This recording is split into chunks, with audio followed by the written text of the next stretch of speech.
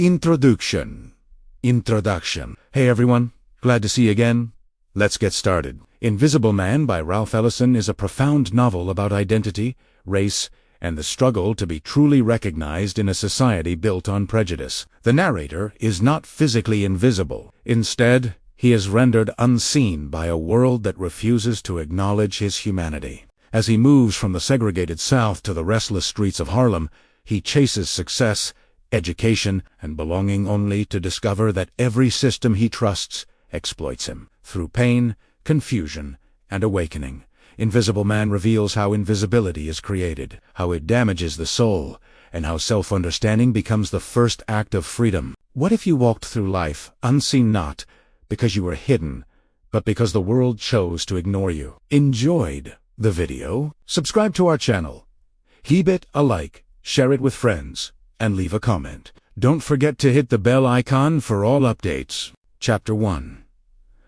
The Battle Royal. The story opens with the narrator declaring that he is invisible not because of any supernatural power, but because people refuse to truly see him. This invisibility is psychological and social, rooted in racism and denial. From the very beginning, the reader understands that this chapter is not merely a memory. It is a foundation for everything the narrator will later become. Chapter 1 introduces the brutal contradiction between the narrator's hope for dignity and the society that demands his humiliation. The narrator recalls a defining incident from his youth in a small southern town. He is an intelligent, hard-working black student who believes deeply in education, obedience, and respectability. He has been taught that humility, discipline, and eloquence are the paths to success. When he is invited to deliver his high school graduation speech before the town's most powerful white men, he feels honored. To him, this invitation represents recognition.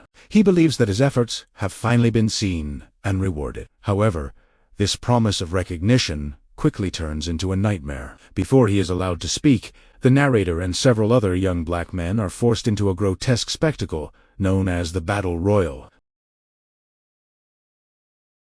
Blindfolded and placed in a boxing ring, they are ordered to fight one another for the amusement of the white audience. The men laugh, shout insults, and treat the boys like animals performing for entertainment. The narrator is confused and terrified, yet he obeys. He believes that enduring this humiliation is the price of opportunity.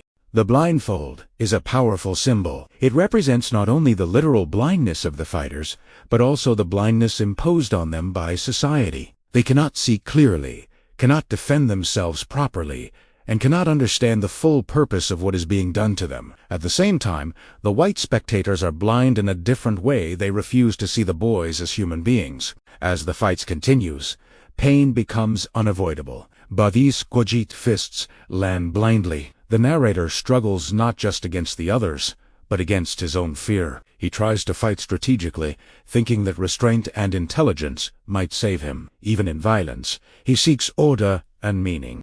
This reveals his character.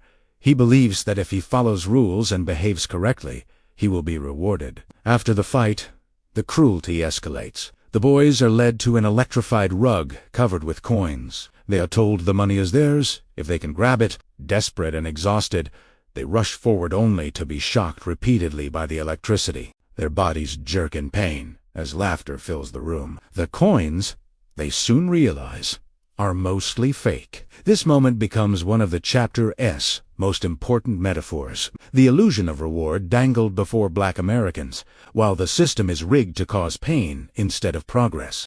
Despite everything, the fear, the pain, the humiliation, the narrator still clings to his dream. He is finally allowed to give his speech. His mouth is swollen, his body aching, but his desire to be heard remains intact. He delivers a speech about humility, hard work, and loyalty, ideas borrowed from dominant white values. He speaks passionately about how black people can uplift themselves through discipline and obedience. At one point, he accidentally says social equality instead of social responsibility. This single phrase enrages the white men. They immediately challenge him, forcing him to correct himself. Terrified of losing their approval, he quickly apologizes and replaces the phrase. This moment is crucial. It shows how language itself is policed, and how even the smallest suggestion of equality is treated as a threat. Yet, despite the cruelty and condescension, the white men applaud him. One of them even praises his speech. The narrator feels proud. He believes he has succeeded. As a reward, he is given a scholarship to attend a black college. He sees this as proof that his suffering had meaning, that endurance leads to progress. But the reader understands something the narrator does not yet fully grasp. The scholarship is not a gift of respect, but a tool of control. It rewards submission, not individuality. It encourages silence, not truth. The chapter ends with a dreamlike vision in which the narrator imagines opening a briefcase given to him by one of the white men. Inside is a note that reads, "Keep this nigger boy running." This haunting image reveals the reality behind the illusion. The system does not want him to arrive, to rest, or to become fully himself. It wants him to keep chasing approval, forever moving, but never advancing. Chapter 1 sets the emotional and philosophical core of Invisible Man. It exposes how racism operates not only through violence, but through false rewards, empty praise, and manipulated dreams. The narrator is not yet aware of his invisibility, but the reader sees it clearly. He is visible only as entertainment, as a symbol, or as a tool, never as a full human being. This chapter teaches a painful truth. A society can applaud you while still denying your humanity. The battle royal is not just a physical fight. It is a ritual of power designed to remind the oppressed of their place. And the narrator's tragedy is not weakness, but belief in a system that was never built to see him. Chapter 2. The College Showcase. Chapter 2 moves the story from the raw violence of the battle royal into a space that appears safer and more dignified. The black college funded and controlled by white benefactors. On the surface, this chapter feels calmer and more hopeful. Yet as it unfolds, it becomes clear that the cruelty of the previous chapter has not disappeared. It has only changed its form. Here, power is exercised through politeness, appearances, and fear rather than fists. The narrator is now a student at the college he once dreamed of attending. He believes deeply in the institution's mission and sees it as proof that black people can rise through discipline, education, and moral behavior. The campus feels almost holy to him. Its clean lawns, structured routines, and strict rules represent order in a chaotic world. To the narrator, this college is not just a school, it is a symbol of racial progress and personal salvation. At the center of this idealized world stands Dr. Bledsoe, the college president. The narrator idolizes him completely. Dr. Bledsoe is powerful, confident, and respected by white trustees. To the narrator, Bledsoe represents the ultimate success story, a black man who has mastered the system without openly challenging it.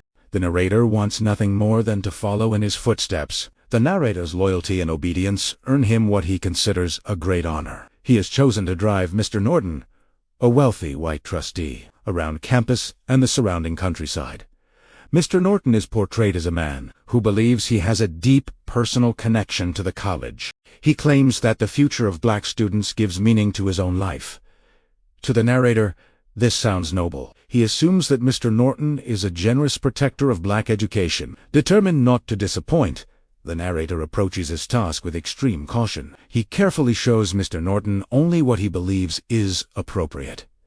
Impressive buildings, disciplined students, and orderly spaces. He wants the trustee to see the college as flawless. This behavior reveals how deeply the narrator fears judgment. He has learned that survival depends on controlling how white people perceive him and his world. However, Mr. Norton disrupts this plan by expressing curiosity about the lives of black people beyond the campus. He wants to see real people, not just polished buildings and rehearsed smiles. The narrator becomes uneasy. He understands, instinctively, that poverty and suffering must remain hidden. They threaten the illusion upon which the college's funding depends. Against his better judgment, the narrator takes Mr. Norton to visit Jim Trueblood, a poor black sharecropper who lives nearby. This decision marks a turning point in the chapter. Jim Trueblood's cabin is dirty, cramped, and filled with signs of extreme poverty. The narrator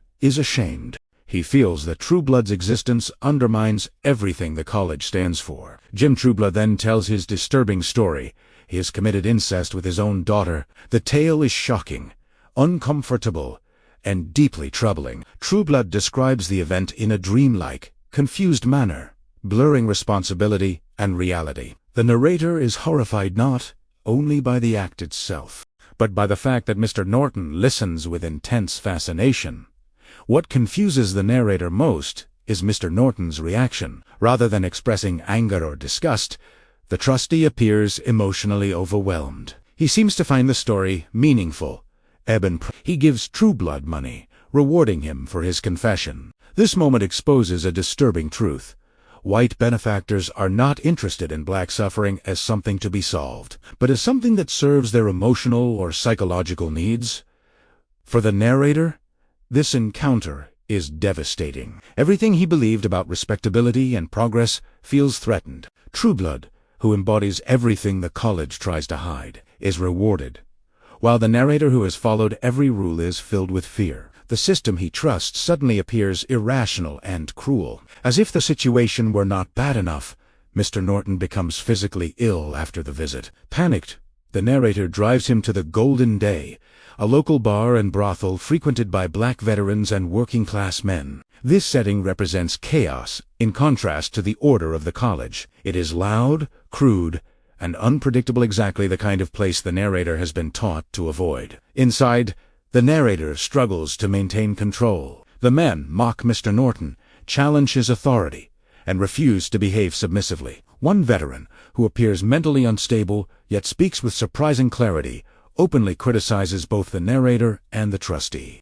He calls out the hypocrisy of white philanthropy and warns Mr. Norton that he does not truly understand the people he claims to support. The veteran's words are dangerous because they contain truth. He suggests that the narrator is being used, shaped into a tool rather than allowed to become a full human being. He accuses the system of producing obedient followers instead of independent thinkers. Although the narrator does not fully understand these accusations, they disturb him deeply. Eventually, order is restored, and Mr. Norton is taken away safely. The immediate crisis ends, but the damage is done. The narrator knows he has failed. He has exposed the trustee to poverty, immorality, and chaos.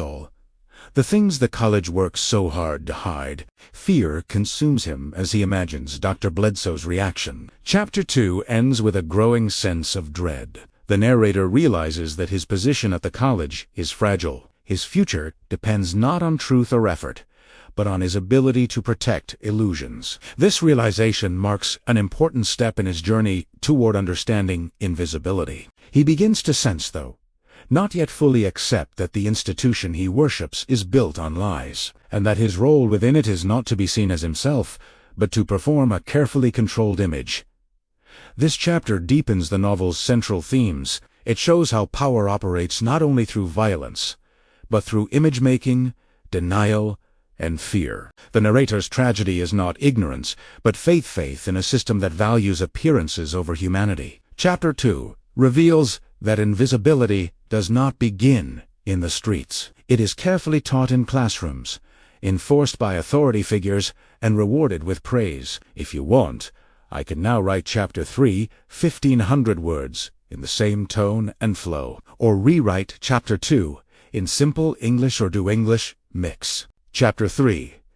The Golden Day. Chapter 3 continues directly from the chaos of the previous chapter and deepens the narrator's confrontation with truths he is not yet ready to accept. The polished illusion of the college has now completely collapsed. In its place stands the Golden Day, a loud, chaotic tavern and brothel that exposes realities the narrator has spent his life trying to avoid. This chapter is not only about disorder, it is about voices that speak truth in a world built on silence. The chapter opens inside the Golden Day, where Mr. Norton lies unconscious after fainting. The narrator is overwhelmed with fear. His primary concern is not Mr. Norton's health, but the consequences he himself will face. He knows that allowing the trustee to see this place is a serious violation of the unspoken rules that govern the college. The golden day represents everything Dr. Bledsoe works to hide: unfiltered emotion, sexuality, anger, and independence. The bar is filled with black men, many of them veterans who drink, argue, laugh, and insult one another freely. They do not perform politeness for white audiences. Their speech is raw and often crude, but it is also honest. To the narrator, their behavior feels dangerous. He has been trained to believe that dignity means restraint and silence. These men, by contrast, refuse to censor themselves. As the men notice Mr. Norton, their curiosity turns into mockery. They see a white man lying helpless among them, and the usual power dynamic is reversed. Instead of fear, they respond with laughter and sarcasm. The narrator desperately tries to control the situation, but he lacks authority here. His college status means nothing inside the golden day. One veteran, in particular, stands out. He is introduced as mentally unstable, yet his words carry sharp insight. This man challenges the assumptions that both the narrator and Mr. Norton hold. He questions why the narrator is so eager to protect a system that dehumanizes him. He mocks the idea that education alone can bring freedom if it is controlled by those who benefit from oppression. The veteran speaks directly to Mr. Norton, accusing him of ignorance. He suggests that white benefactors like Norton are less interested in helping black people than in maintaining a comforting illusion about themselves. According to the veteran, the narrator has been shaped to fit this illusion, trained to be obedient, grateful, and silent. These accusations strike at the core of the narrator's identity. Although the narrator does not fully understand the veteran's words, they unsettle him. He senses that the veteran sees something he himself cannot. The veteran's madness becomes a paradox. He is labeled insane because he speaks truths that society does not want to hear. This raises an important question: who is truly sane in a world built on lies? As tensions rise, the men begin to argue over how to treat Mr. Norton. Some want to humiliate him, others want to protect him, and a few simply want to watch what happens. The scene becomes increasingly chaotic. Through this disorder, Ellison exposes the fragility of white authority. Stripped of symbols and protection, Mr. Norton is powerless. Eventually, the local authorities and hospital attendants arrive to restore order. The veterans are subdued, and Mr. Norton is taken away. Control returns, but only on the surface. The narrator, shaken and confused, follows silently. He feels a deep sense of guilt and shame, even though he has not acted with malice. His crime is exposure, allowing reality to break through illusion. The chapter ends with the narrator reflecting on the experience, though he lacks the language to fully understand it. He still believes in the college and in Dr. Bledsoe, but cracks have begun to form. The veteran's words echo in his mind, unsettling his faith in obedience and respectability. Chapter 3 reinforces one of the novel's central ideas. Truth often comes from unexpected and marginalized voices. The golden day is chaotic, but it is also honest. Unlike the college, it does not hide pain behind ceremony. The narrator's discomfort reveals how deeply he has internalized the values of a system that depends on denial. This chapter also introduces the theme of madness as a form of clarity. Those labeled insane are often the ones who see most clearly, while those in power cling to comforting illusions. The narrator is still trapped within these illusions, but the golden day plants the seeds of doubt that will grow throughout the novel. By the end of chapter 3, the narrator stands at the edge of awareness. He has not yet stepped into understanding, but he can no longer pretend that the world is as simple as he once believed. In this way, the golden day becomes a turning point, not because it offers answers, but because it forces the narrator to confront questions he can no longer ignore. Chapter 4, The Cost of Obedience, 1500 words. Original retelling and analysis. Chapter 4 marks a decisive shift in Invisible Man.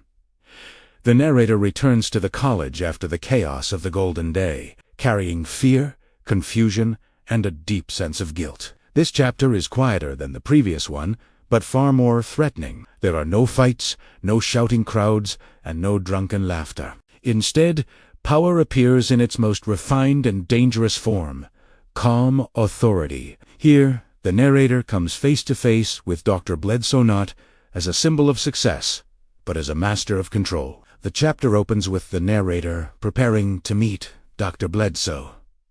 Anxiety overwhelms him. He knows he has broken an unspoken rule by exposing Mr. Norton to parts of black life that the college carefully hides. Still, he hopes that honesty and loyalty will save him. He believes that if he explains his intentions, his desire to please and protect the college doctor, Bledsoe will understand. This belief reveals how deeply the narrator trusts authority. He has been taught that those in power reward sincerity and obedience. He assumes that Dr. Bledsoe, as a black leader, shares his values and understands his struggle. What he does not yet understand is that Dr. Bledsoe's loyalty is not to truth, but to power. When the narrator finally enters Dr. Bledsoe's office, the atmosphere is tense but controlled. Dr. Bledsoe listens silently as the narrator explains what happened with Mr. Norton.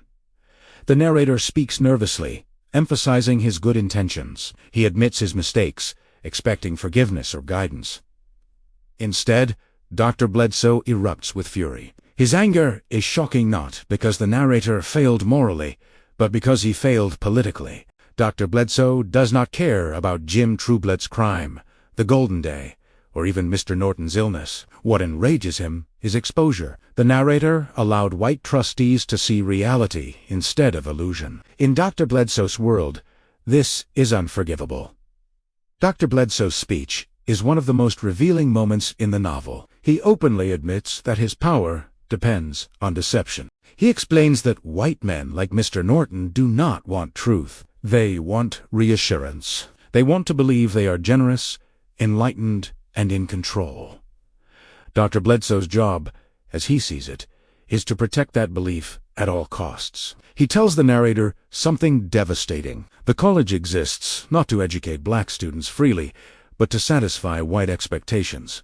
If maintaining those expectations requires lies, humiliation, or sacrifice, so be it. Dr. Bledsoe does not apologize for this. He is proud of his ability to manipulate white power while maintaining his own position. This moment shatters the narrator's idealized image of Dr. Bledsoe. The man he once admired as a symbol of black achievement is revealed as a tyrant who values control over integrity. Dr. Bledsoe does not see the narrator as a student or a human being. He sees him as a threat. To punish the narrator, Dr. Bledsoe expels him from the college. The expulsion is swift and final. The narrator is stunned. His entire identity has been built around the college. It represented his future, his worth, and his proof that obedience leads to success. Losing it feels like losing himself. He pleads, humbles himself, and begs for another chance. His desperation exposes how dependent he has become on institutional approval. Dr. Bledsoe remains unmoved. However, in a final act of calculated cruelty, Dr. Bledsoe pretends to help. He gives the narrator several sealed letters addressed to influential white men in New York. He tells the narrator that these letters will secure him work and allow him to continue his education someday. This false generosity keeps the narrator hopeful and obedient. The narrator clings to this hope. Though devastated by his expulsion, he believes that Dr. Bledsoe is still guiding him towards success. He does not suspect betrayal. His faith in authority, Tug Sakin, has not yet collapsed. As the narrator prepares to leave the college, he reflects on his journey so far. He feels shame, loss, and confusion, but also a strange determination. He believes that New York will offer a fresh start, a place where his intelligence and discipline will finally be rewarded. He does not yet realize that he is being sent away not to succeed, but to disappear. Chapter 4 deepens the novel's exploration of power and invisibility.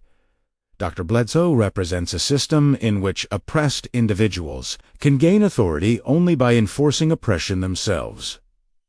His success comes at the cost of empathy and honesty. He maintains his position by sacrificing others, especially those who still believe in ideals. The narrator's tragedy in this chapter lies in his innocence. He believes that loyalty is strength and that truth matters. Dr. Bledsoe teaches him a harsh lesson. In a corrupt system, truth is dangerous, and obedience is only rewarded when it serves power. This chapter also introduces a crucial idea. Betrayal does not always come from enemies. Sometimes it comes from those who claim to protect and guide. Dr. Bledsoe's betrayal is more painful than the violence of the battle royal because it destroys trust from within. By the end of Chapter 4, the narrator stands at the edge of a new phase in his life. He leaves the college stripped of certainty, but still clinging to illusion. The reader, however, sees clearly that he has been cast out not for failure, but for seeing too much, or rather, for allowing others to see. Chapter 4 transforms the narrator's journey. It shows that invisibility is not only imposed by white society, but also reinforced by black institutions that prioritize survival over truth. The cost of obedience, the chapter suggests, is the loss of self. Chapter 5. Departure and the Weight of Illusion. Chapter 5 is a chapter of endings disguised as ceremony. After the private violence of expulsion in Dr. Bledsoe's office, the narrator now faces a public ritual meant to display dignity, progress, and unity. Yet beneath the polished surface of speeches and hymns lies loss, betrayal, and profound irony. This chapter shows how institutions use tradition and spectacle to mask injustice, and how easily individuals can be erased while the performance continues. The chapter opens with the college's annual Founders' Day ceremony. This is meant to be a celebration of the school's history, values, and achievements. For students and visitors alike, it represents pride and continuity. For the narrator, however, it is his final day on campus, a fact known only to him and Dr. Bledsoe, while the college presents itself as united and honorable. The narrator sits among the crowd, feeling isolated and hollow. The ceremony is carefully choreographed. Students march in orderly lines, choirs sing spirituals, and dignitaries sit proudly on the stage. Everything is designed to communicate stability and respectability to the white trustees in attendance. The narrator, once deeply moved by such displays, now watches with conflicted emotions. After his confrontation with Dr. Bledsoe, he can no longer see the event as innocent. He recognizes it as performance one that depends on hiding truth and silencing pain. The founder's statue stands prominently at the center of attention. It depicts the college's founder lifting a veil from the face of a kneeling, enslaved black man. Officially, the statue symbolizes enlightenment and progress. The founder is portrayed as a benevolent guide leading black people out of ignorance and into knowledge. For years, the narrator accepted this meaning without question. Now, however, the statue troubles him. He cannot tell whether the founder is lifting the veil or lowering it, revealing truth or enforcing blindness. This ambiguity becomes one of the novel's most important symbols. The narrator senses, though he cannot yet fully articulate, that education can both liberate and control. The same institution that claims to enlighten him has expelled him without mercy. As speeches begin, the narrator listens with a mixture of admiration and bitterness. The speakers praise discipline, patience, and gradual progress. They celebrate the college as a triumph of cooperation between black aspiration and white generosity. To the audience, these words sound noble. To the narrator, they now feel hollow. He knows that behind these speeches lies fear of losing funding, fear of angering trustees, fear of truth. Dr. Bledsoe eventually speaks, commanding attention with ease. He presents himself as calm, authoritative, and proud. Nothing in his tone suggests that he has just destroyed a student's future. This performance reveals the depth of his power. He can erase the narrator privately while maintaining a flawless public image.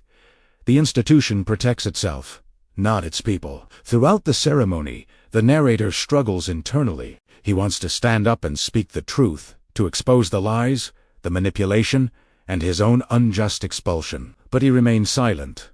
Years of conditioning hold him back. He has been taught that protest is dangerous and that dignity requires restraint. Even now, as the college discards him, he cannot break free from obedience. After the ceremony ends, the narrator prepares to leave. His departure is quiet and unmarked.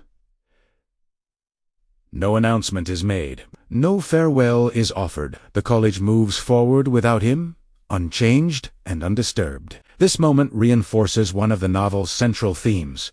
Institutions survive by making individuals invisible. Before leaving, the narrator receives the sealed letters from Dr. Bledsoe addressed to influential white men in New York. These letters become symbols of false hope. Dr. Bledsoe presents them as tools for opportunity, encouraging the narrator to believe that his future still holds promise. The narrator clings to this belief desperately. Without it, he would have nothing. As he packs his belongings, the narrator reflects on his past and future. He thinks about his family, his sacrifices, and his dreams of uplift. Though hurt and confused, he remains determined to succeed. He believes that New York will offer what the college denied him: fairness, opportunity, and recognition. This belief reveals both his resilience and his vulnerability. The irony of the chapter lies in the narrator's optimism. The reader senses that the letters are instruments of betrayal, not assistance. Dr. Bledsoe's earlier words, his pride in manipulation, cast a long shadow. Yet the narrator cannot imagine that a black leader would deliberately sabotage him. His faith in authority, though cracked, still holds. Chapter 5 also deepens the theme of visibility versus invisibility. The Founders' Day ceremony is all about being seen by donors, trustees, and society at large. But this visibility is selective.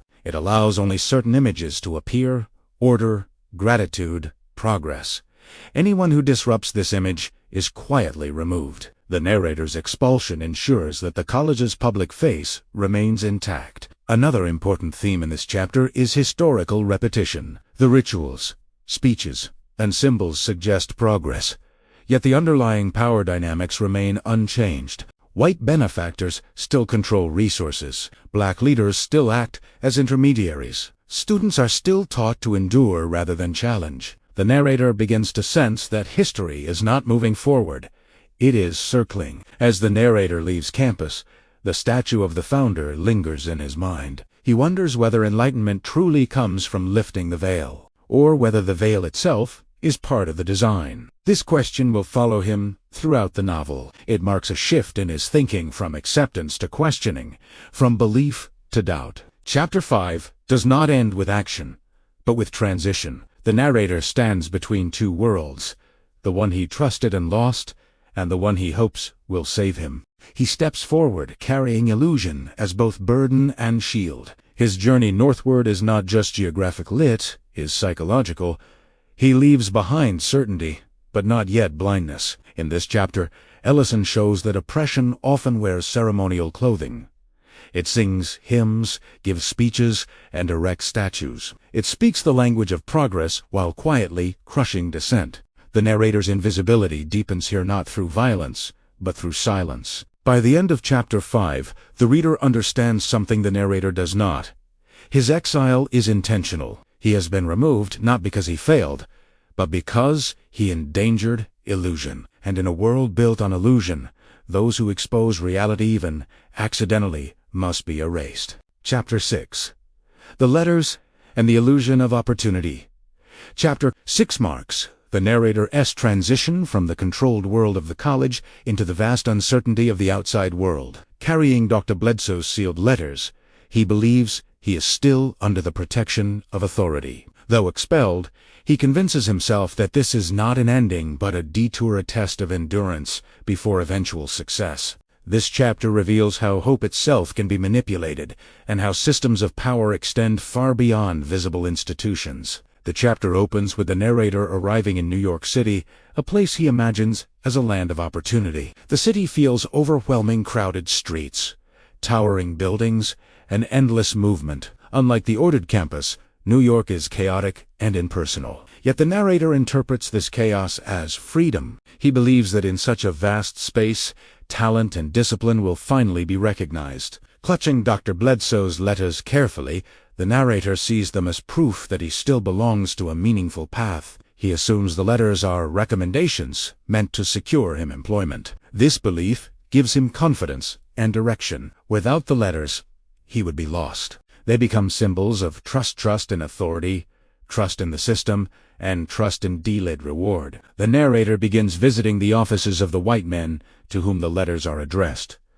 Each visit follows a similar pattern. He is received politely, asked to wait, and treated with distant courtesy. At first, he interprets this behavior as professionalism. He tells himself that important people are busy and that patience is required. However, as the days pass, a pattern emerges. Despite presenting the letters, the narrator is offered no job, no real assistance, and no clear explanation. Each man seems hesitant, evasive, or strangely cautious. Some suggest vague possibilities. Others promise to contact him later. No one commits.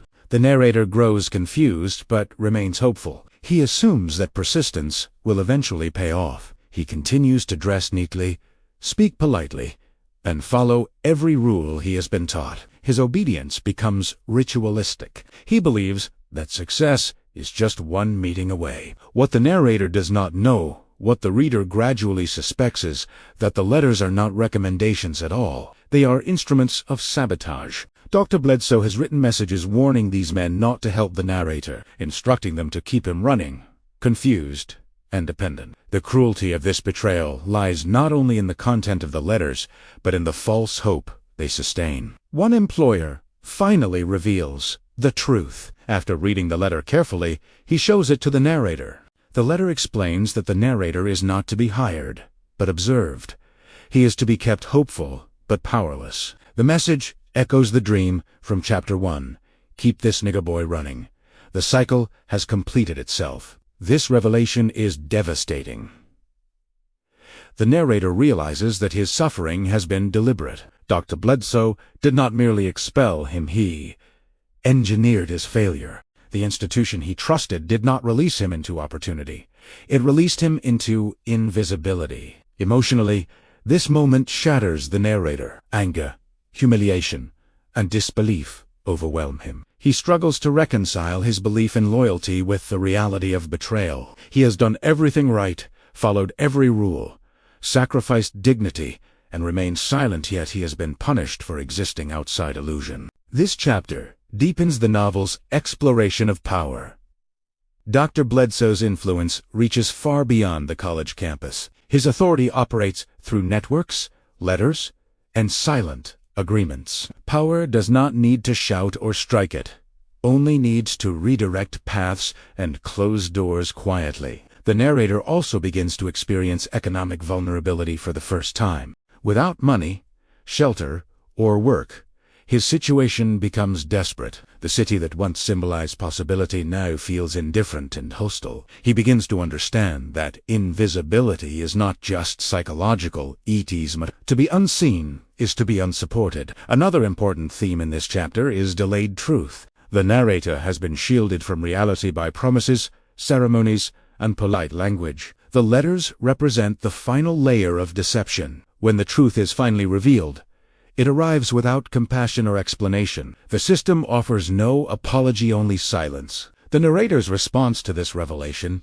is not rebellion, but confusion. He does not immediately reject the system. Instead, he questions himself. He wonders what he did wrong. This self-blame reveals how deeply oppression has been internalized. Rather than condemning the betrayer, he searches for personal failure. Chapter 6 also highlights the contrast between movement and progress. The narrator is constantly moving, walking the city, visiting offices, following instructions, but he is going nowhere. This mirrors the larger condition of Black Americans promised advancement, but trapped in cycles of exploitation. Motion becomes a substitute for change. By the end of the chapter, the narrator stands at a psychological breaking point. The illusion that obedience guarantees reward has collapsed, yet he has nothing to replace it with. He is suspended between belief and awareness, unable to return to innocence, but not yet capable of resistance. Ellison uses this chapter to show how systems of control depend on hope as much as fear. The narrator is not chained or beaten, he is misled. His dreams are used against him. This is perhaps the most painful form of oppression, because it convinces the victim to participate willingly. Chapter 6 marks a turning point. In the novel, it strips away the narrator's faith in institutional protection and exposes the machinery behind his invisibility. From this point onward, his journey will no longer be guided by trust, but by survival and questioning.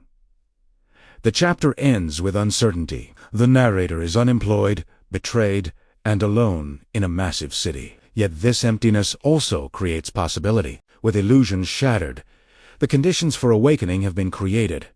He does not yet understand this, but the reader does. In this way, Chapter 6 transforms loss into potential. It shows that before identity can be rebuilt, it must first be broken. The narrator's invisibility has deepened, but so has his capacity to see. Chapter 7, The Factory, The Explosion, and the Shattering of Identity. Chapter 7 carries the narrator from betrayal into bodily danger and psychological crises. After the collapse of his hopes in New York, he is no longer protected by illusion. Hunger, exhaustion, and desperation force him into the industrial world, where labor replaces education as the promised path to survival. This chapter exposes another face of invisibility: how black bodies are used, damaged, and discarded in the name of progress while identity itself is threatened with erasure. The chapter opens with the narrator struggling to survive in Harlem. His money is nearly gone, his confidence shattered by Dr. Bledsoe's betrayal. The city that once felt full of promise now feels predatory and indifferent. He wanders the streets, searching not for purpose,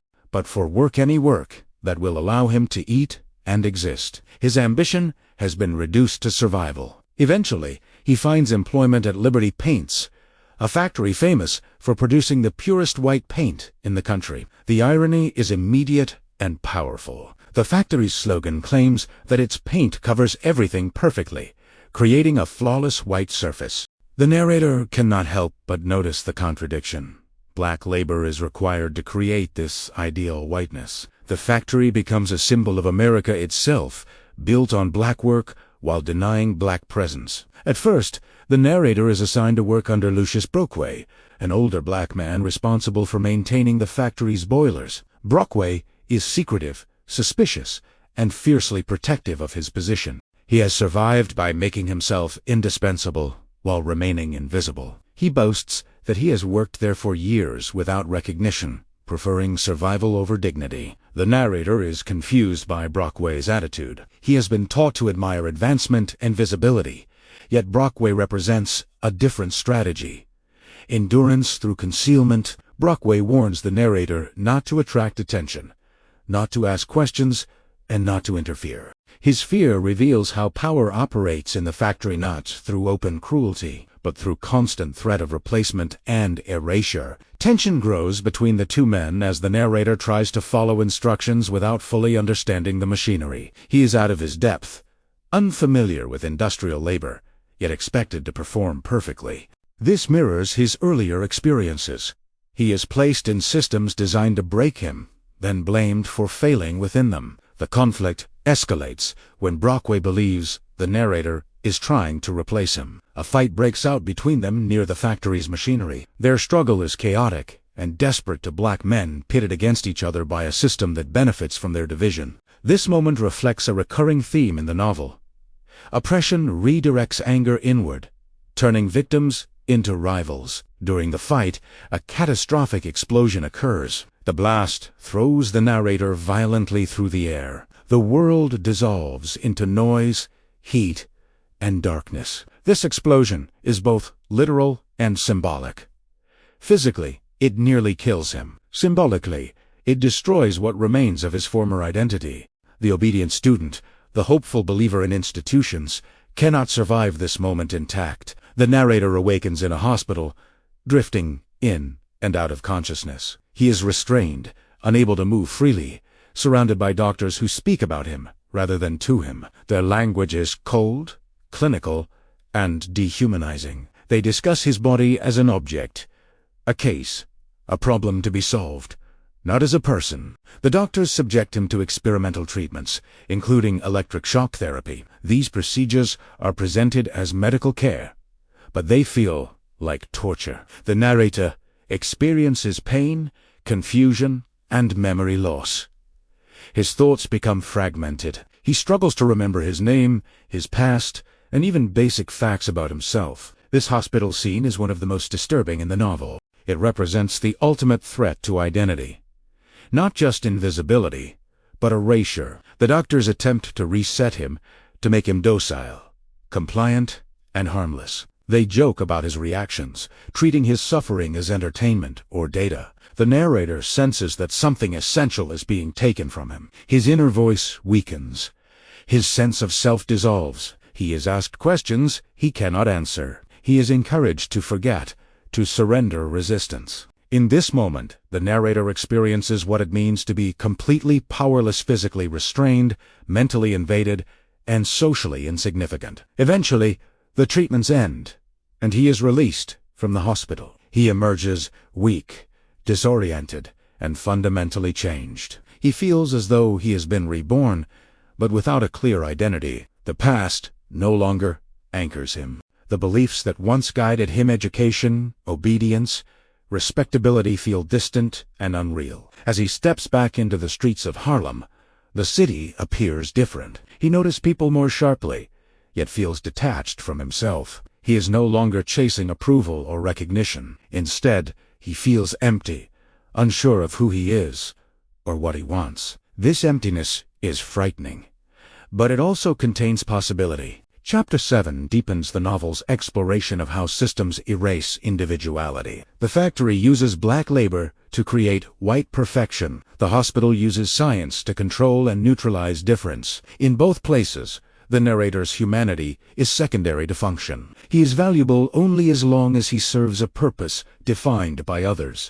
Another major theme in this chapter is rebirth through destruction. The explosion and hospitalization strip the narrator of illusion. While painful and terrifying, this loss creates space for new awareness. He is no longer fully invested in the lies that once sustained him. Though he does not yet understand who he is, he begins to sense who he is not. Ellison also highlights the connection between racism and modernity. The factory and hospital are symbols of progress, efficiency, and science. Yet beneath their advanced surfaces lies brutality.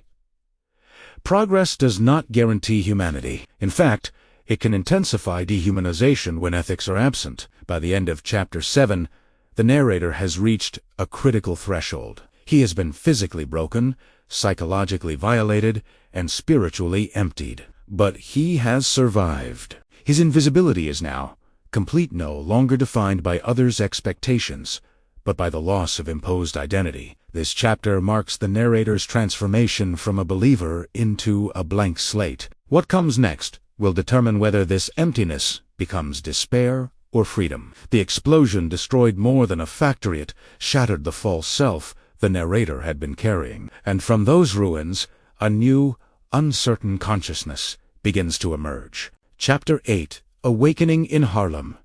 Hunger, Voice, and First Resistance. Chapter 8 begins with the narrator's return to Harlem after his release from the hospital. Physically weak and psychologically unsettled, he moves through the city like a man reborn, but without memory or direction. The beliefs that once guided him, obedience, education, institutional loyalty, have been shattered. In their absence, hunger, instinct, and raw experience begin to shape a new awareness. This chapter marks the narrator's first step toward agency, not through ideology, but through voice. The chapter opens with the narrator wandering the streets, disoriented and starving. His body aches, his mind feels hollow, and his sense of time is blurred. The city appears overwhelming, yet strangely intimate. For the first time, he is not trying to impress anyone or protect any institution. He is simply trying to survive. Hunger becomes a powerful force in this chapter. It strips away pretense and hierarchy. The narrator's dignity, once guarded so carefully, collapses under the pressure of physical need. A smelled food, hears vendors calling, and feels his body weaken. Hunger reconnects him to his body, reminding him that identity is not only intellectual, it is physical. Eventually, the narrator buys a hot buttered yam from a street vendor. This moment, simple on the surface, carries deep symbolic meaning. As he eats, he feels a surge of pleasure and recognition. The taste reminds him of home, of the South, of cultural roots he had tried to suppress in his pursuit of respectability. For the first time, A eats openly, without shame, in public. This act becomes a quiet rebellion. The narrator realizes that he has been running from himself, his history, his culture, his desires in order to fit an image imposed by others. Eating the yam, he feels momentarily whole. He thinks, with a sense of surprise, that perhaps there is nothing wrong with being who he is. As he walks through Harlem, the narrator begins to notice people more closely. Unlike the cold offices of white employers or the rigid structure of the college, Harlem feels alive. People argue, laugh, struggle, and speak openly. There is chaos, but also authenticity. He senses that life here, though harsh, is not filtered through illusion. The narrator soon encounters an eviction scene in a Harlem neighborhood. A black family is being forcibly removed from their home, their belongings thrown into the street. The crowd gathers, watching silently at first. The narrator feels anger rise within him. The injustice is immediate and visible. There is no ceremony to hide it. Without planning or preparation, the narrator begins to speak. This moment is crucial. He does not recite a memorized speech or perform obedience. His words come from emotion and instinct. He speaks to the crowd about dignity, history, and shared suffering. He reminds them that the possessions being discarded are not just objects, but lives and memories. His voice carries power because it is unfiltered and sincere. The crowd responds. People begin to murmur, then shout, then act. The eviction is halted temporarily as collective resistance forms. The narrator is stunned by his own impact. For the first time, his words do not serve authority, they challenge it. And for the first time, he is truly seen. However, this visibility is dangerous. Soon after, the narrator is approached by members of an organization known as the Brotherhood. They have observed his speech and recognize his potential as a speaker. They offer him a role within their political movement, promising purpose, community, and direction. Their language is persuasive, intellectual, and idealistic. They speak of equality, justice, and scientific approaches to social change. The narrator is tempted. After weeks of invisibility and betrayal, the Brotherhood's attention feels like validation. They listen to him, praise his ability, and offer him structure. Once again, he stands at the edge of an institution promising meaning. Yet something is different this time. Unlike before, the narrator hesitates. His recent experiences have made him wary. He senses that the Brotherhood, like the college, may demand conformity in exchange for support. Still, he is vulnerable. He needs work, food, and a sense of belonging. He accepts their offer, hoping that this time his voice will not be silenced. Chapter 8 explores the complex relationship between hunger and consciousness.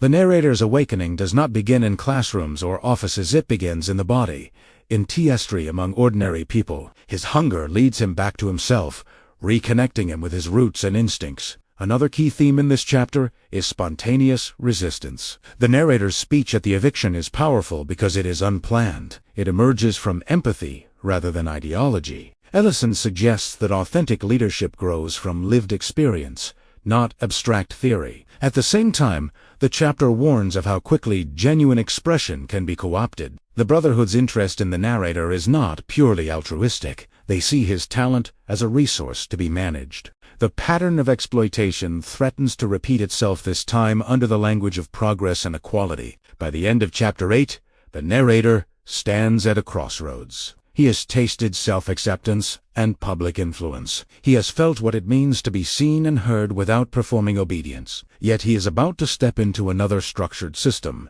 one that may again reshape his identity. This chapter marks a turning point in the novel. For the first time, invisibility begins to lift, not because society grants recognition, but because the narrator claims presence through voice. He does not yet fully understand the cost of this visibility, but the seed of resistance has been planted. Ellison uses Chapter 8 to suggest that true awakening begins not with ideology, but with honesty. The narrator's journey towards self-definition has begun not in isolation, but in the crowded, hungry, living streets of Harlem. Chapter 9. The Brotherhood's Promise. Chapter 9 introduces a new phase in the narrator's journey: organized purpose. After the raw, instinctive awakening of Chapter 8, the narrator now steps into a structured political world that promises meaning, equality, and power through collective action. The Brotherhood appears as the opposite of chaos, intellectual, disciplined, and confident in its vision of social change. Yet beneath its language of progress lies another system eager to reshape the narrator's identity. The chapter opens with the narrator meeting formally with representatives of the Brotherhood. The setting itself feels significant: clean rooms, serious faces, measured voices. Unlike the college or the factory, this organization speaks the language of science, theory, and historical inevitability. They claim to understand society objectively, guided by reason rather than emotion. To the narrator, this feels refreshing. For the first time, his emotional speech at the eviction is not dismissed as disorderly or dangerous. It is praised as effective. The Brotherhood's leaders explain that his words moved people because they tapped into collective conditions. They frame his natural talent as something that can be refined, trained, and used strategically. This praise is intoxicating. The narrator has spent his life being corrected, silenced, or punished for speaking. Now he is told that his voice matters so long as it serves the right purpose. The Brotherhood offers him a salary, training, and a clear role. In exchange, they ask for discipline, loyalty, and adherence to their ideology. He agrees. As part of his initiation, the narrator is given a new name and instructed to leave his past behind. This moment is subtle but deeply symbolic. Names represent identity, memory, and continuity. By renaming him, the Brotherhood asserts ownership over his public self. They do not erase him violently. They redefine him administratively. The narrator accepts this without protest. After everything, he has lost college, direction, self-confidence. The structure feels comforting. He tells himself that this is different from before. This time, he is not serving white benefactors, but a movement dedicated to justice. He believes that surrendering individuality is a reasonable price for collective progress. Training begins immediately. The narrator is taught how to speak not from emotion, but from theory. He learns specific phrases, approved arguments, and ideological frameworks. Passion is permitted only when aligned with doctrine. He is corrected when he improvises, and praised when he follows the script. At first, he struggles. His natural speaking style is intuitive and emotional. The Brotherhood prefers precision and detachment. He is warned not to rely on personal experience, but on scientific understanding. Reality, they argue, must be explained, not felt. Slowly, he adapts. This adaptation marks the return of the mask. The narrator once believed that education and obedience would save him. Now he believes that ideology and discipline will. In both cases, he suppresses parts of himself to fit a system that promises visibility and purpose. As he begins addressing crowds on behalf of the Brotherhood, he notices the difference in response. People listen attentively. They applaud. He feels powerful. For the first time, he has institutional backing rather than individual vulnerability. His words now carry authority.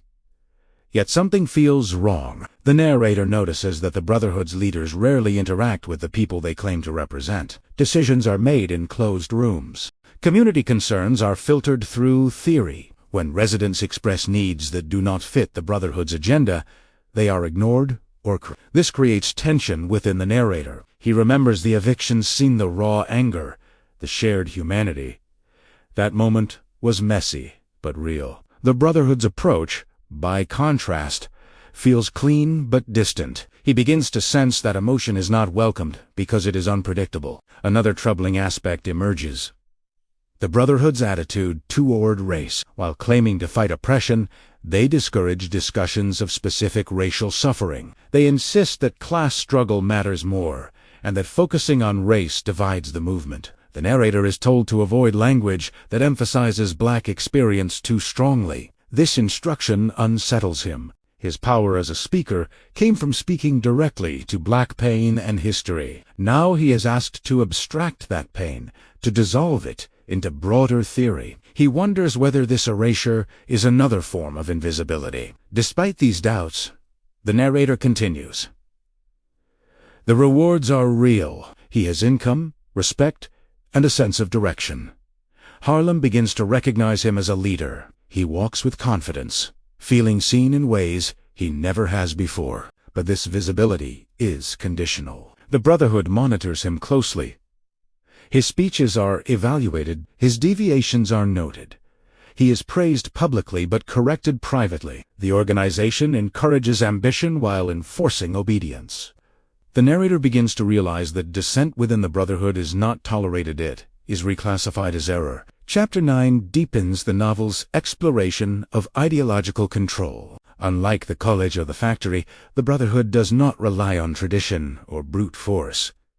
It relies on belief. It convinces individuals to police themselves, to silence doubts in the name of progress. Ellison suggests that ideology can be just as restrictive as open oppression. When systems claim absolute truth, they leave no room for lived experience. The narrator's struggle is not with the Brotherhood's stated goals, but with its demand for total conformity. Another major theme in this chapter is the replacement of identity with function. The narrator is valued not as a person, but as a speaker, a tool for mobilization. His worth is measured by effectiveness, not humanity. This echoes earlier chapters, revealing a recurring pattern. Different systems, same erasure. By the end of chapter 9, the narrator is firmly inside the Brotherhood but not at peace. He feels both empowered and constrained. His voice is louder than ever, yet less his own. He has exchanged one form of invisibility for another. Visibility without authenticity. The chapter closes with a sense of uneasy anticipation. The narrator believes he is finally part of history in motion, but the reader senses danger. The Brotherhood's promise of progress is real, but so is its hunger for control. Chapter 9 shows that oppression does not always wear the face of hatred. Sometimes it speaks the language of justice, discipline, and reason. And sometimes the most dangerous masks are the ones that look like freedom. Chapter 10. Power, Popularity, and the Silent Shift. Chapter 10 explores the height of the narrator's visibility within the Brotherhood, the beginning of his quiet displacement. On the surface, this chapter appears triumphant. The narrator is successful, respected, and influential. Crowds listen to him. His name carries weight. Yet beneath this success lies a subtle but dangerous change. Power begins to slip from his hands, even as his public presence grows. This chapter reveals how organizations reward effectiveness while quietly removing autonomy. The chapter opens with the narrator fully immersed in Brotherhood work. He is constantly attending meetings, delivering speeches, and organizing events in Harlem. His days are structured, his purpose defined. For the first time in his life, he feels important. People greet him with admiration. They repeat his words. He believes he is finally contributing to real change. The Brotherhood praises his achievements. Senior members commend his ability to mobilize the mass. Harlem, they say, has responded well under his leadership. To the narrator, this approval feels earned. Unlike earlier institutions, the Brotherhood seems to value action over submission. He begins to trust them more deeply. However, subtle signs of control begin to emerge. The narrator notices that his assignments are changing. Where once he was encouraged to speak directly to the people of Harlem, he is now instructed to shift focus to emphasize theory, to attend internal meetings, to wait for direction. These changes are presented as strategic, not punitive. He is told that the movement's needs are evolving. At first, he accepts this explanation. He believes that leadership requires flexibility, yet he cannot ignore the feeling that his connection to Harlem, the source of his influence, is being weakened. He is no longer initiating action. He is responding to instructions. This shift becomes clearer during Brotherhood meetings. Discussions are dominated by abstract language and ideological debates. Harlem's immediate problems, housing, hunger, police brutality, are reframed as long-term historical processes. When the narrator raises specific concerns from the community, he is gently redirected. The leadership insists that emotional responses must not interfere with scientific planning. This creates tension within him. He remembers the eviction scene, where action mattered more than theory. He wonders whether the Brotherhood's emphasis on long-term goals is becoming an excuse for inaction. Another important figure enters the chapter, a rival within the Brotherhood. This man is articulate ambitious, and favored by the leadership. Unlike the narrator, he strictly follows ideological language and avoids emotional appeal. The Brotherhood praises his discipline and intellectual clarity. The narrator senses competition, though it is never openly acknowledged. The organization does not encourage rivalry, but it rewards conformity. Gradually, the narrator realizes that his earlier success, rooted in spontaneity and lived experience, is becoming a liability. At the same time, the Brotherhood's relationship with Harlem begins to change. Community members grow restless. Promises feel delayed. Meetings feel repetitive. People question whether the Brotherhood truly represents them or merely speaks about them. The narrator feels caught between two worlds. To Harlem, he is a leader.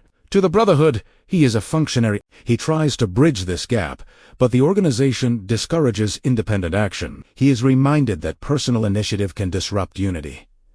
This warning strikes a familiar chord. Once again, obedience is framed as responsibility. A key moment in the chapter occurs when the narrator is reassigned away from Harlem to focus on internal organizational work. The decision is delivered calmly, without explanation or debate. He is told this move is necessary for the greater good. The narrator is stunned.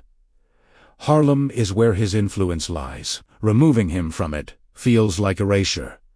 Yet he hesitates to protest. Years of conditioning resurface. He fears being labeled undisciplined, emotional, or selfish. He convinces himself that the Brotherhood knows best. This moment mirrors earlier betrayals, but with an important difference. This time, the narrator senses the injustice as it happens. He does not fully understand it, but he feels it. Awareness, though incomplete, has begun. The chapter also explores the intoxicating nature of popularity. The narrator enjoys being recognized, quoted, and admired.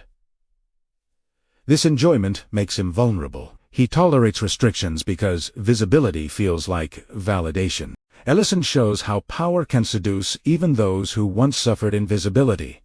Yet popularity proves unstable. As soon as the Brotherhood shifts strategy, the narrator's visibility fades. He is not attacked or expelled, he is simply redirected. This quiet removal is more dangerous than open punishment. It allows the organization to maintain the appearance of unity while neutralizing dissent. Another important theme in this chapter is language as control. The Brotherhood's vocabulary terms like historical necessity and objective conditions creates distance from lived experience. Language becomes a shield against accountability. The narrator begins to realize that words can obscure as much as they reveal. By the end of chapter 10, the narrator feels unsettled. He has not been rejected, but he has been sidelined. His role is unclear.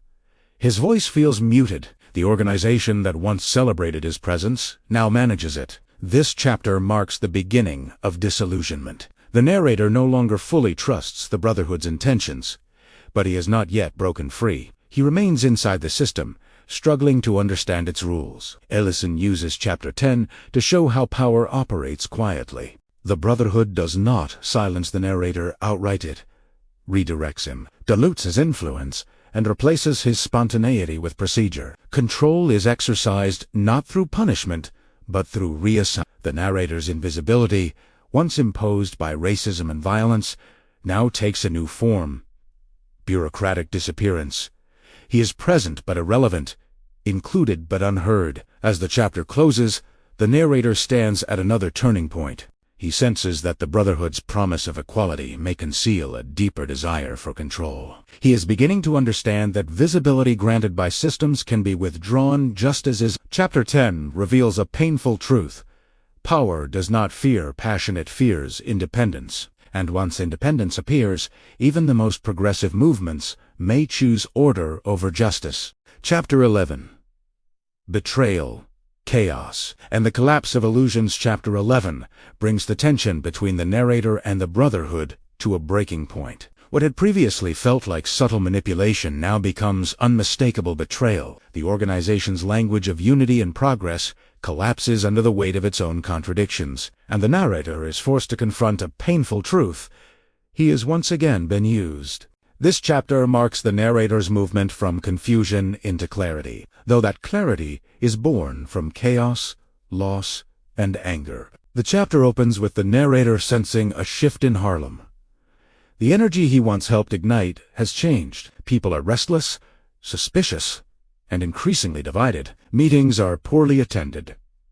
Conversations feel tense. The Brotherhood's promises seem distant and abstract, while daily struggles, poverty, eviction, violence feel more urgent than ever. The narrator tries to reconnect with the community, but he finds himself blocked at every turn. His authority has quietly eroded. Where once people sought his guidance, now they question his relevance. Some accuse the Brotherhood of abandoning Harlem after using it for political gain. Others whisper that the narrator has become part of the problem. This reversal deeply unsettles him. He realizes that the Brotherhood has altered its priorities without explanation. Harlow, once central to their strategy, has been reduced to a secondary concern. The narrator senses that this shift is deliberate, but he does not yet understand why. Soon, the truth begins to surface. At a Brotherhood meeting, the narrator confronts the leadership, demanding answers. He asks why Harlem has been neglected and why his role has been diminished.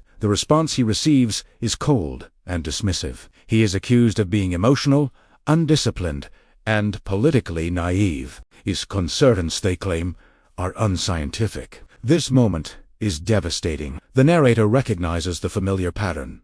When truth becomes inconvenient, it is redefined as error. The Brotherhood does not deny his observations. They invalidate his perspective. Once again, authority disguises control as rationality. The confrontation escalates when the Brotherhood openly criticizes the narrator for acting independently in the past. They accuse him of fostering personality politics rather than collective ideology. In their view, his connection to Harlem is not strength, but liability. His humanity is treated as a flaw. This accusation cuts deeply. The narrator remembers the eviction speech, the hunger, the shared anger in the streets. Those moments were real, alive, and meaningful. To see them dismissed as political mistakes fills him with rage and grief. As tensions rise, news arrives of a shocking event: the murder of a prominent black community leader. The streets of Harlem erupt in anger and confusion. Rumors spread quickly, blame shifts wildly, and fear takes hold. The narrator senses that the Brotherhood's actions or inaction have contributed to this explosion. He rushes into the streets, desperate to understand what is happening. Harlem is no longer merely restless, it is volatile. Crowds gather, arguments break out, and violence looms. The narrator moves through the chaos, feeling both responsible and powerless. In the midst of this turmoil, he realizes something crucial.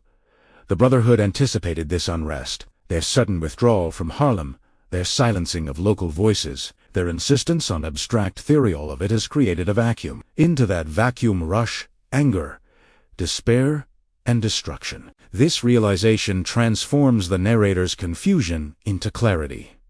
The Brotherhood did not miscalculate. They calculated differently. Harlem was not abandoned by accident. It was sacrificed. The community's suffering has been reframed as an inevitable stage in historical progress. Human lives have become acceptable losses in the pursuit of ideological purity. This revelation shatters what little trust the narrator still held. As the riot intensifies, the narrator witnesses scenes of destruction and desperation. Buildings burn. People loot, not out of greed, but out of rage and hunger. The line between protests and chaos dissolves. The narrator feels torn. He understands the anger, yet fears the cost. Throughout the chaos, the narrator searches for meaning. He asks himself whether his words helped ignite this fire, whether his participation in the Brotherhood made him complicit. This self-questioning marks a significant shift. For the first time, he evaluates his actions not by institutional standards, but by personal conscience. He begins to see how language has been used to manipulate reality. Words like progress, necessity, and strategy have masked cruelty. The Brotherhood's refusal to engage with lived experience has allowed suffering to grow unchecked. Ideology has replaced empathy. The chapter reaches a critical moment when the narrator fully rejects the Brotherhood's, if not yet openly. He no longer seeks their approval or guidance. Their voices lose power over him. Though he is still surrounded by chaos, he begins to think independently. This internal break is subtle but profound. The narrator does not declare rebellion or join another movement. Instead, he withdraws psychologically. He stops translating reality into ideology. He starts seeing events as they are raw, painful, human. Ellison uses the riot not merely as spectacle, but as consequence. Violence does not emerge from nowhere. It grows from neglect, silence, and betrayal. The Brotherhood's failure lies not only in abandoning Harlem, but in refusing to listen when listening mattered most. Another key theme in this chapter is as the situation deteriorates, blame is shifted away from leadership and onto individuals, emotions, and irrational forces.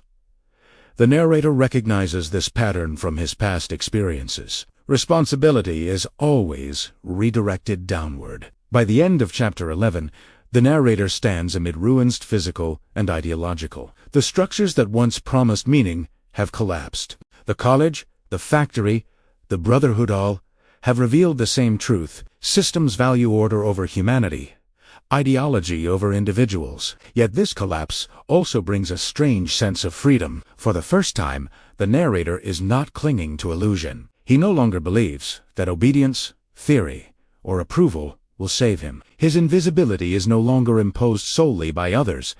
It becomes a space of withdrawal, reflection, and resistance. The chapter closes with the narrator aware that he is at the edge of something final. The world he tried to enter has rejected him again.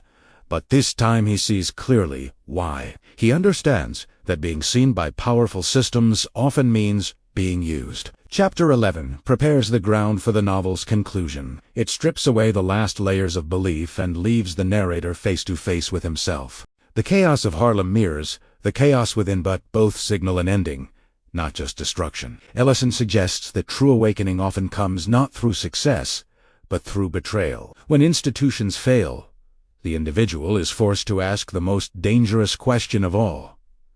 Who am I when no system speaks for me? Chapter 12, Final, Invisibility, Chosen, Descent, Reflection. An Awakening. Chapter 12 brings Invisible Man to its philosophical and emotional conclusion. After the chaos, betrayal, and collapse of every system that once defined him, the narrator finally retreats from the visible world. This chapter is not about action in the streets or speeches before crowds. It is about descent, silence, and truth. Here, invisibility is no longer something done to him. It becomes something he chooses. The chapter opens in the aftermath of the Harlem riot. The city is scarred, exhausted, and quiet in a way that feels unnatural. Smoke lingers in the air, and broken glass reflects dim streetlights. The narrator moves through this ruined landscape with a sense of detachment.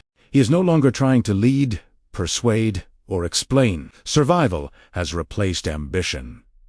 He realizes that he is being hunted. Both literal and symbolic forces pursue him: authority and the lingering expectations of the Brotherhood. To them, he is a problem that must be contained. To himself, he has become a question without an answer. Panic rises as he runs, dodging through alleyways and abandoned spaces, shedding not only physical distance but identity itself. In a moment of desperation, the narrator falls into a manhole. This descent is sudden and violent, yet profoundly symbolic. He drops beneath the city below history, institutions, and social roles. Above him is the world that refused to see him clearly. Below him is darkness, anonymity, and freedom. As he lies injured and hidden, he decides not to climb back out.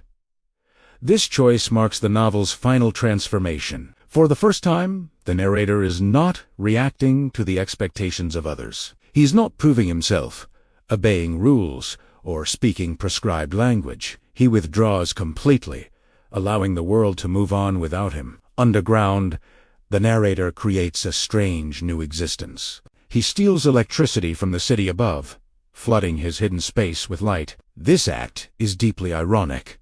Though invisible, he lives surrounded by brightness. The world denied him recognition, so he takes illumination for himself. Light, throughout the novel, symbolized truth, visibility, and understanding. Now, underground, the narrator controls it. He is no longer waiting to be seen. He is seen. In this solitude, reflection begins. The narrator revisits his life, stage by stage: the battle royal, the college, the factory, the brotherhood. Patterns emerge clearly now that distance exists. Each institution promised advancement, belonging, and meaning. Each demanded obedience, silence, and self-erasure in return. He recognizes that his mistake was not ambition but surrender. Again and again, he allowed others to define him. He shaped his words to fit expectations, his actions to fit systems, and his identity to fit ideology. In doing so, he became invisible, not because he lacked substance, but because he abandoned it. This realization is painful, but liberating. The narrator understands that invisibility is not simply social blindness. People refused to see him because they saw only what they needed, and he participated in this process by offering them reflections instead of truth. He also recognizes that rage alone is not freedom. The riot, though understandable, did not produce justice. Chaos exposed suffering but did not heal it. Blind destruction mirrored blind oppression. The narrator accepts that anger without understanding can become another form of manipulation. Here, Ellison offers one of the novel's most complex insights. Rebellion without self-knowledge risks becoming another performance. As the narrator continues reflecting, he confronts the question that haunted him from the beginning: who am I? The answer is not simple, and that is its power. He is not a spokesman, a student, a worker, or a symbol. He is not an ideology or a role. He is an individual consciousness, contradictory, flawed, evolving. For the first time, he allows himself to exist without justification. The underground becomes a womb-like space, a place of gestation rather than escape. Then, he is not defeated. He is preparing. Silence is no longer imposed. It is chosen. Invisibility becomes strategy. This is where the novel redefines its title. Invisibility is no longer merely a curse inflicted by racism and power. It becomes a lens. By stepping outside imposed roles, the narrator sees society more clearly. He understands how systems function, how language deceives, and how people are reduced to functions. From invisibility, he gains perspective. Yet Ellison does not end the novel in total withdrawal. The narrator makes it clear that this underground existence is temporary. Reflection is not the final goal, awakening is. He acknowledges that complete isolation is not life. Humanity requires engagement, even if engagement carries risk. The final pages shift toward possibility. The narrator admits that he may return to the surface, not as a spokesman, not as a symbol, but as himself aware, skeptical, and grounded in personal truth. He will no longer accept definitions handed down by institutions. He will speak, if he speaks, in his own voice. This does not mean certainty. The ending is deliberately unresolved. Ellison resists offering neat conclusions because awakening itself is ongoing. Identity is not fixed, it must be constantly reclaimed. The novel closes with a powerful question directed not only inward, but outward. Who benefits from invisibility? And further, who decides who is seen? By ending with questions rather than answers, Ellison challenges the reader to examine their own participation in systems of blindness. The narrator's invisibility mirrors society's unwillingness to confront uncomfortable truths. Chapter 12 transforms the novel from a story of suffering into a meditation on consciousness. The narrator does not emerge triumphant in the traditional sense. He emerges honest. In choosing invisibility, he regains agency. In silence, he finds voice. In darkness, he creates light. Invisible Man ends not with resolution, but with awakening the understanding that freedom begins when one refuses to be defined by forces that refuse to see.